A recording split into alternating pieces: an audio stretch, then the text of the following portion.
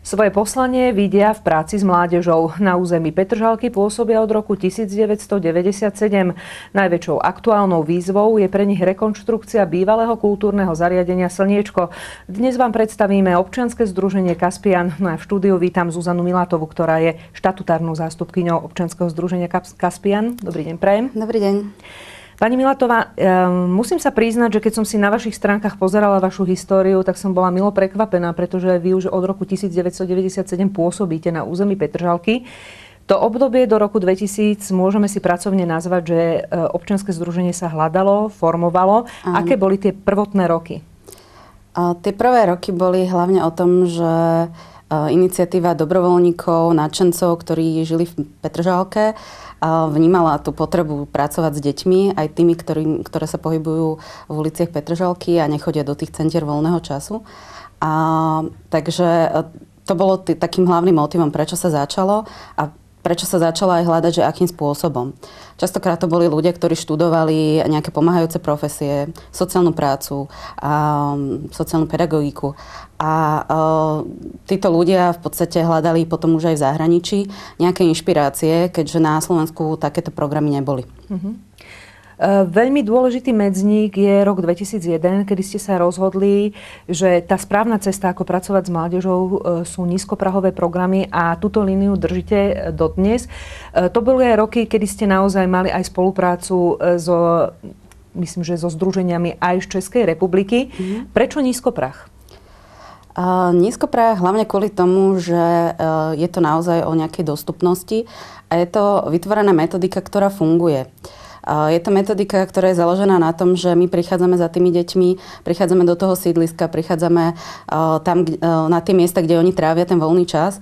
A je dobrá v tom, že spája v zásade rôzne metódy. Od toho, že vytvára priestor na nejaké zmysluplné trávenie voľného času, cez to, že ponúka nejaké sociálne služby, pomoc v nejakých ťažších situáciách, ktoré v tom období dospievania sú istým spôsobom aj bežné a zároveň vytvára priestor na nejakú prevenciu a na nejaké neformálne vzdelávanie a rozširovanie nejakých zručností tých mladých ľudí. Tie nízkoprahové programy fungujú aktuálne v 5 mestských častiach a mnohí ľudia si ich spájajú najmä so sociálne slabšími skupinami ľudí, tak ako je to napríklad práca Detského fondu Slovenskej republiky vo Vrakuni, kde pracujú prioritne s deťmi z Pentagonu. Sú také prípady aj v Petržalke, kde občianske združenia pracujú s Kopčianskou, s Modrým domom. U vás to nie je také jednoznačné. Vy ste naozaj nejakým spôsobom sa snažíte osloviť každého mladého človeka. Áno, to je našim hlavným zámerom, byť dostupný každému.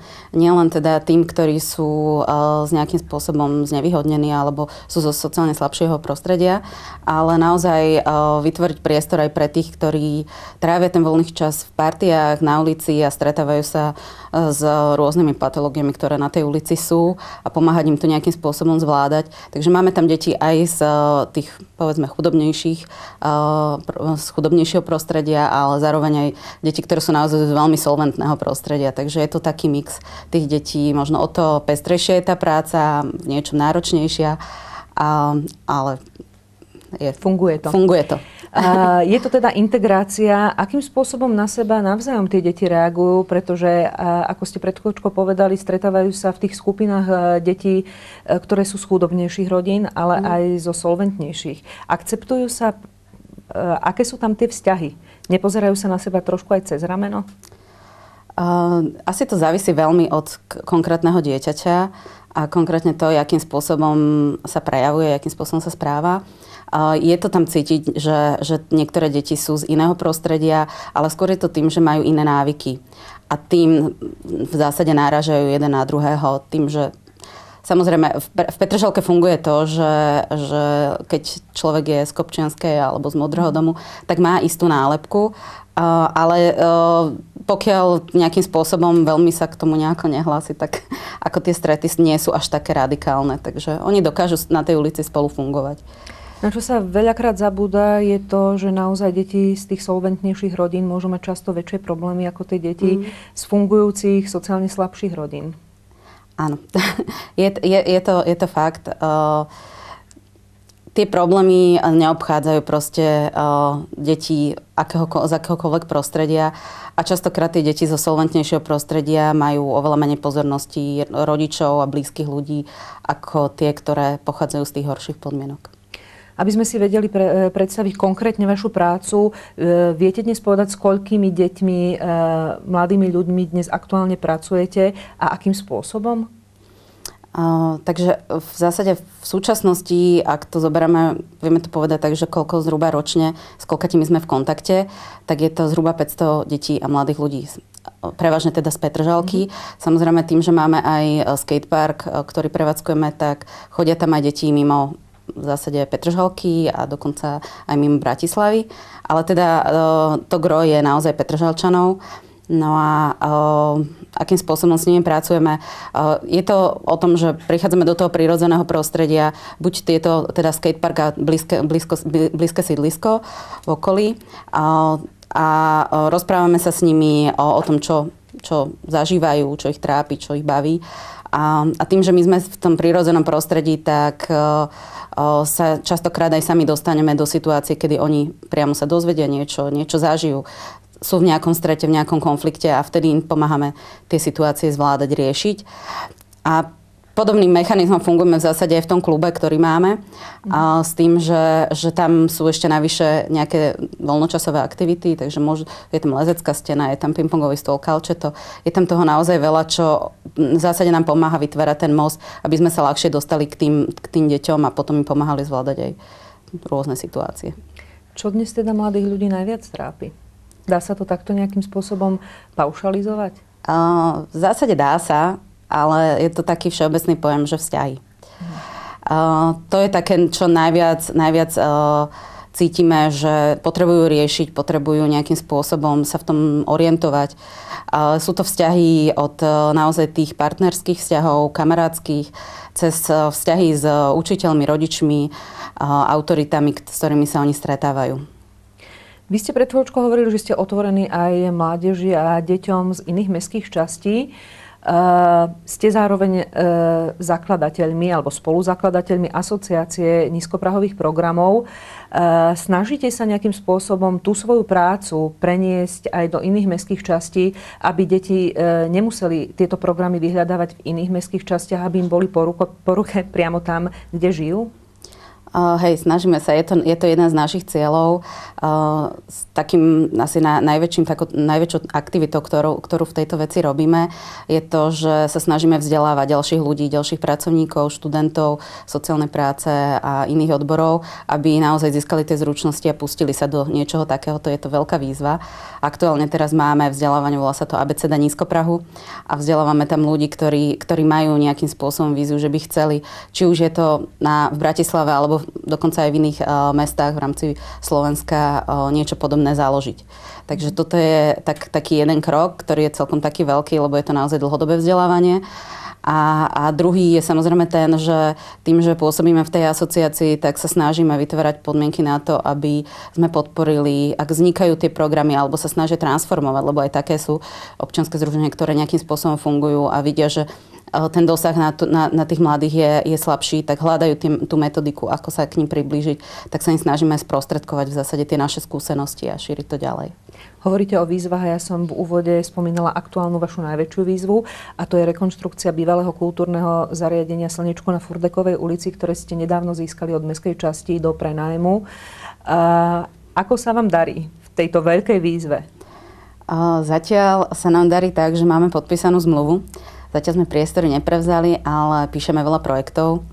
A určite sa budeme snažiť osloviť aj nejaké zahraničných donorov.